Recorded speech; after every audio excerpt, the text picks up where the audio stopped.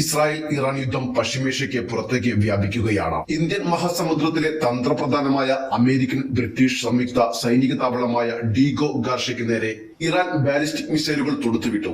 തങ്ങളുടെ അതിർത്തിയിൽ നിന്ന് ഏകദേശം 4000 കിലോമീറ്റർ അകലെയുള്ള ദ്വീപിനെയാണ് ഇറാൻ ലക്ഷ്യം വെച്ചിരിക്കുന്നത്.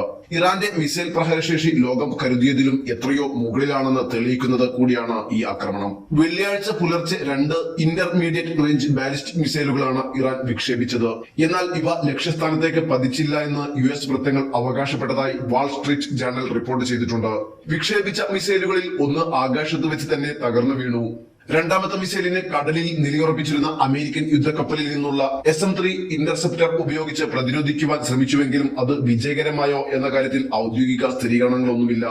ഇറാന്റെ മിസൈലുകൾക്ക് പരമാവധി 2000 മുതൽ 3000 കിലോമീറ്റർ വരെ മാത്രമേ പ്രഹരശേഷിയുള്ളൂ എന്നായിരുന്നു നേരത്തെയുള്ള വിലയിരുത്തലുകൾ. എന്നാൽ 4000 കിലോമീറ്റർ അകലെയുള്ള ഡീഗോ ഗാർഷ്യ ലക്ഷ്യം വെച്ചതോടെ യൂറോപ്പും ആഫ്രിക്കയുടെ ഭൂരിഭാഗവും ഇപ്പോൾ ഇറാന്റെ മിസൈൽ പരിധിയിലാണെന്ന് വ്യക്തമായിട്ടുണ്ട്. ഇറാനെതിരെ ആക്രമണം നടത്തുവാൻ അമേരിക്കയ്ക്ക് തങ്ങളുടെ സൈനിക താവളങ്ങൾ വിട്ടുനൽകുമെന്ന് ബ്രിട്ടൻ പ്രഖ്യാപിച്ചതിന് പിന്നാലെയാണ് പുതിയ ആക്രമണവും.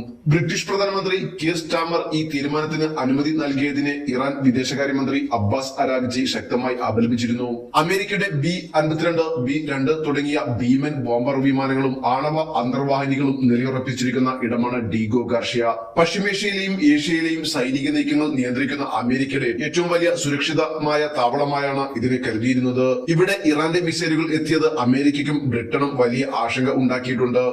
ഇസ്രായേൽ പ്രധാനമന്ത്രി ബെഞ്ചമിൻ നെതന്യാഹു ഇറാന്റെ മിസൈൽ ശേഷി തകർത്തു എന്ന് അവകാശപ്പെട്ടതിന് തൊട്ടു പിന്നാലെയാണ് ഇത്രയും ദൂരപരിധിയുള്ള മിസൈലുകൾ ഉപയോഗിച്ച് ഇറാൻ തിരിച്ചടിച്ചത് എന്നും ശ്രദ്ധേയമാണ്.